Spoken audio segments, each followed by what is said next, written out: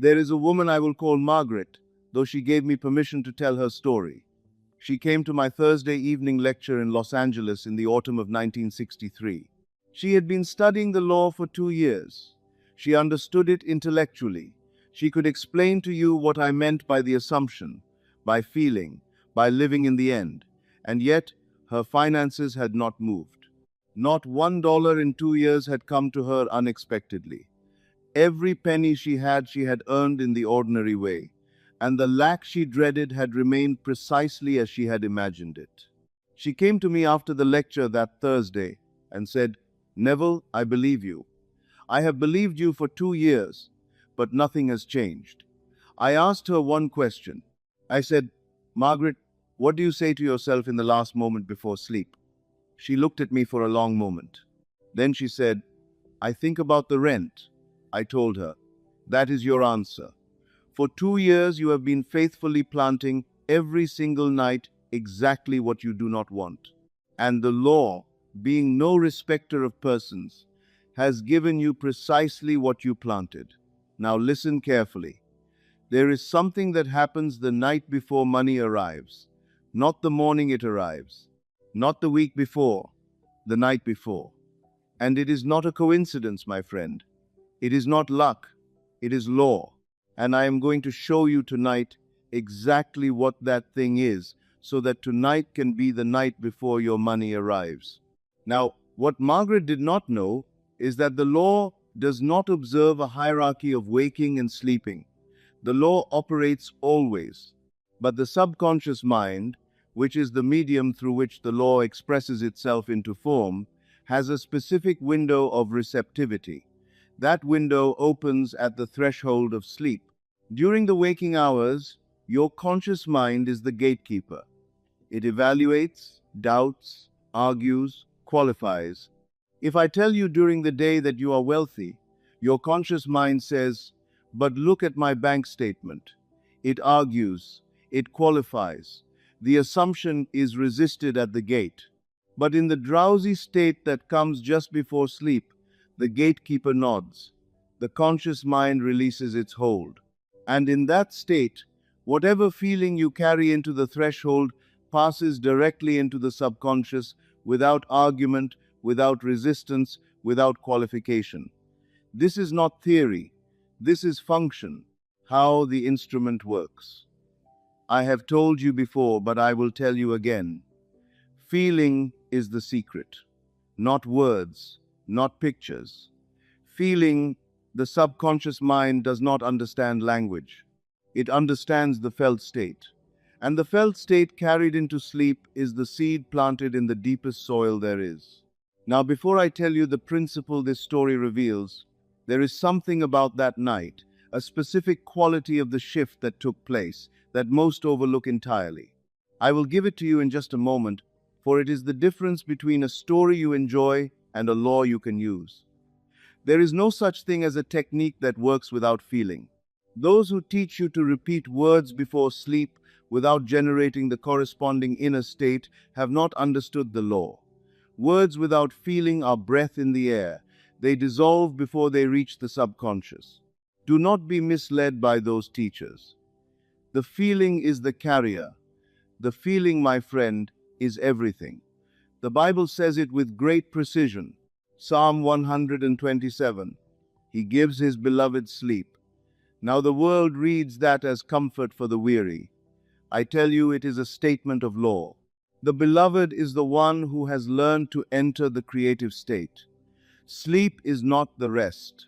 Sleep is the gift. The act of falling asleep in the assumption of the wish fulfilled is the act of creation itself. He gives his beloved sleep, meaning the one who knows the law is given the creative act nightly, automatically. Margaret had been given that act nightly too. She had simply been using it to create what she did not want.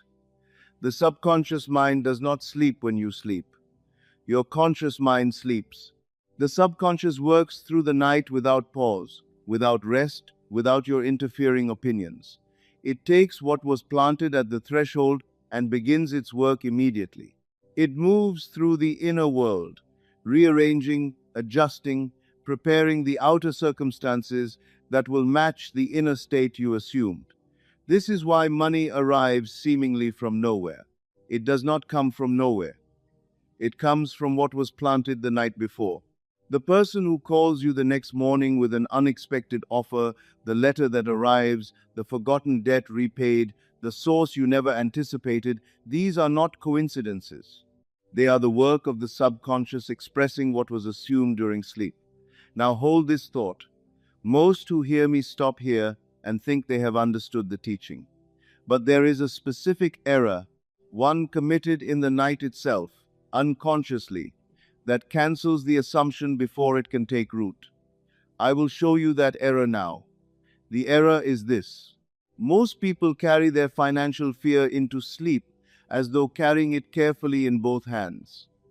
They think about the rent, as Margaret did. They rehearse the bills. They replay conversations about money. They calculate and recalculate in the moments just before sleep, which are the most potent creative moments of the entire day. I want to tell you about my own life. I have not always known this. When I was a young man in New York, before I understood the law as I now understand it, I lay awake many nights calculating. I had come from Barbados. I had a family I loved dearly and could not afford to visit. My mother, my father, my brothers, my sisters, they were in Barbados and I had no fare to return to them. I had been in New York for years by then. I was a dancer, a young man with ambition and very little else.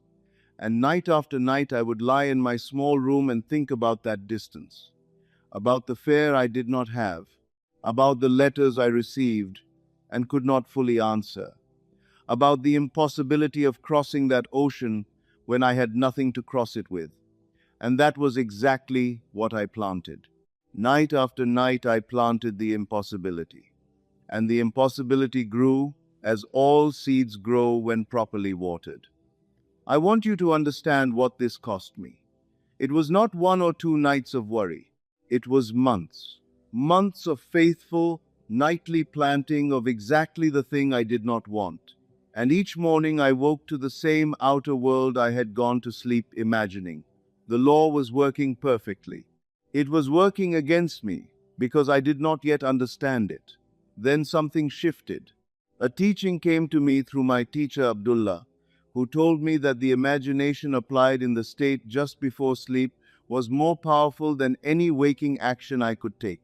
He told me to stop thinking about the fare and to start feeling what it felt like to already be in Barbados, to smell the salt air of home, to feel the warmth of that sun on my skin, to hear my mother's voice in the next room, to feel the specific ease of having arrived, of being settled at the family table, of being home. I must insist on this point. Abdullah did not tell me to visualize Barbados. He told me to feel Barbados. The distinction is everything. Visualization is an act of the conscious mind, directed, effortful. Feeling is the state of the subconscious already receiving. You do not visualize your way into creation. You feel your way in. This is not a small distinction. It is the entire teaching. I resisted at first. I thought Abdullah was telling me to ignore reality. I said to him, "But I am in New York. I do not have the fare." He said to me, in the direct way he had, "Neville, that is your waking mind speaking. It is not your creative mind. Go home in your imagination. Sleep in Barbados, wake in New York, and watch what moves." I did this. I will not tell you I did it with complete confidence the first night, because that would not be the truth. I lay down in that small room, and for the first night I could only manage a thin, uncertain version of home. I felt the shape of the idea, but not the substance of it. The second night was better. I found the warmth of that particular island sun in my body, not just in my mind. The third night I felt my mother's voice, heard my brothers in the courtyard, felt the specific weight of the humid evening air of Bridgetown settling on my shoulders. And in that feeling, on that third night, I fell asleep. Within a week, my brother Victor wrote to me. He had not heard from me. I had not asked him for anything. He wrote that he had sent me the fare home, that he had felt a sudden urge to do so and had acted on it immediately. He did not know why he had felt the urge. He simply felt it and moved. I returned to Barbados. I had planted Barbados at the threshold of sleep, and the subconscious had moved my brother across an ocean without a word passing between us. Make no mistake, my friend, this is the law. The subconscious does not require explanation. It does not require instruction about how to accomplish what you assume. It requires only the assumption itself, felt as real, held at the threshold of sleep. It does the rest without your help. Now, I must address the most common objection I hear when I teach this. People say to me, Neville, I have tried to feel wealth before sleep and I cannot. The feeling of abundance feels false to me. I tell you with certainty, and this is not opinion, it is law. You do not need to feel wealthy. I am not asking you to manufacture a feeling foreign to your experience. I am asking you to find the specific natural feeling that belongs to the fulfilled desire. A man who has money does not think about money before sleep any more than a man who has air thinks about air. He simply rests. He simply has. The naturalness of it is the feeling, not the excitement, not the performance. The naturalness. When Margaret came to me the following week, she told me she had tried what I suggested. She said she could not feel wealthy. She had been in lack so long that abundance felt foreign. I told her, do not try to feel wealthy. Simply feel that all is well. 4 words. All is well. That is enough. That is a true feeling. Because at the deepest level of consciousness, all is always well. Let that truth surface at the threshold of sleep. She tried this. Not for months, not for weeks. For 3 nights. She told me later that the first night she felt she was simply speaking into darkness. She lay there saying to herself, all is well, and she did not believe it. But she held it anyway, as I had asked.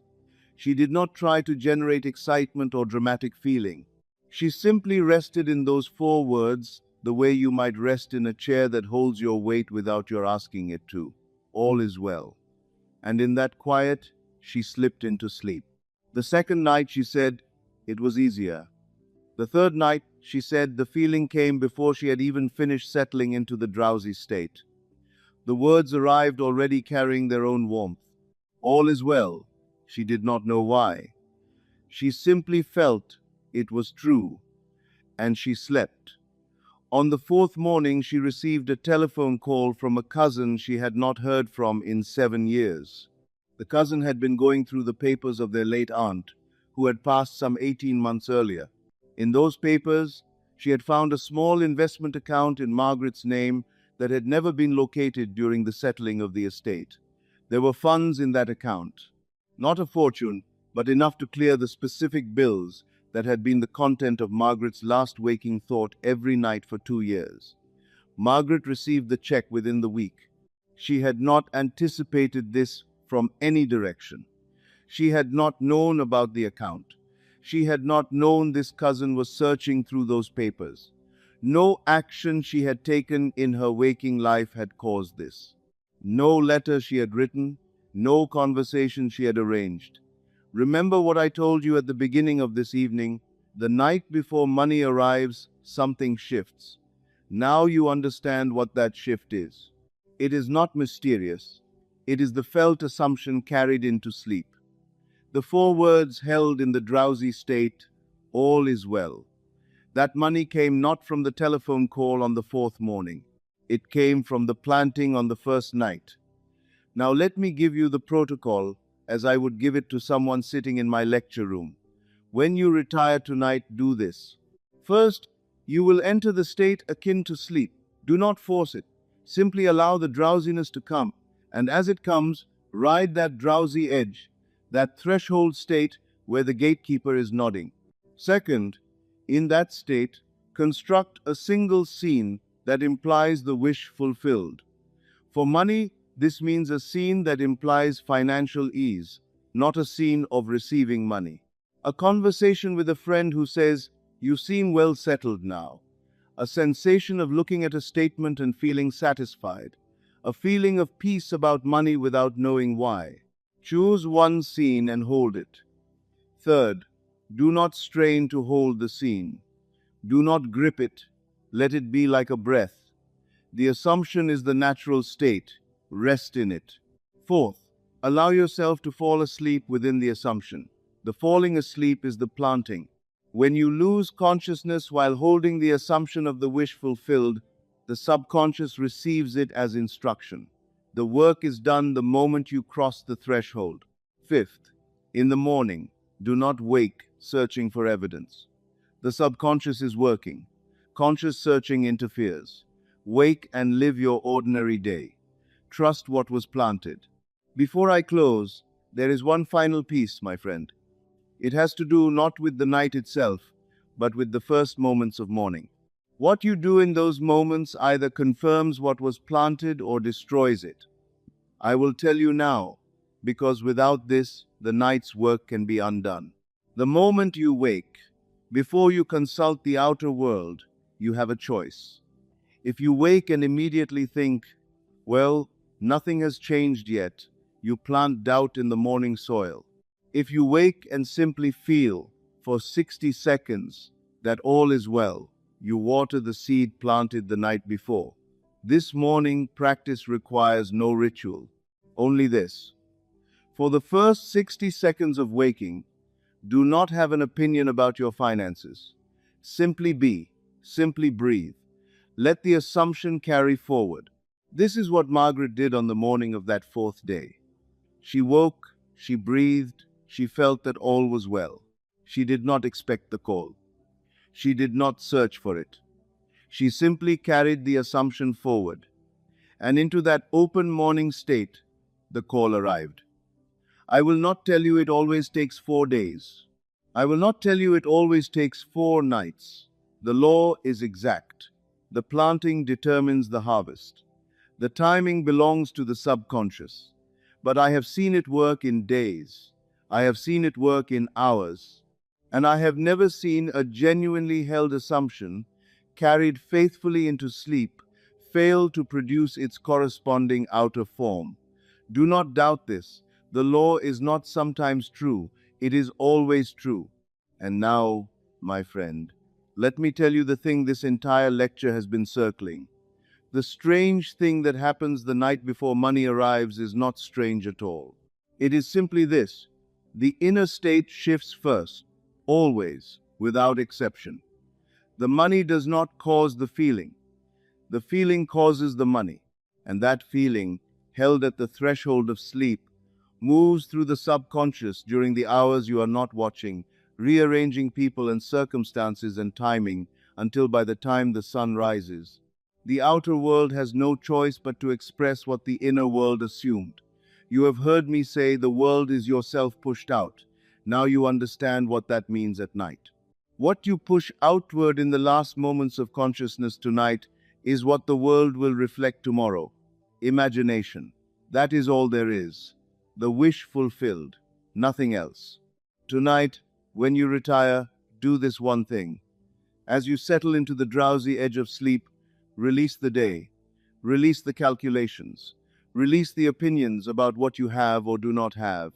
And in that release, let one feeling enter, the naturalness of all being well, not the drama of it, not the excitement, simply the quiet knowing. Rest in that, fall asleep in that, and trust what the subconscious will do with what you plant. In the morning, give it 60 seconds of the same quiet knowing before you consult the world. That is all. 60 seconds. Consciousness is the only reality.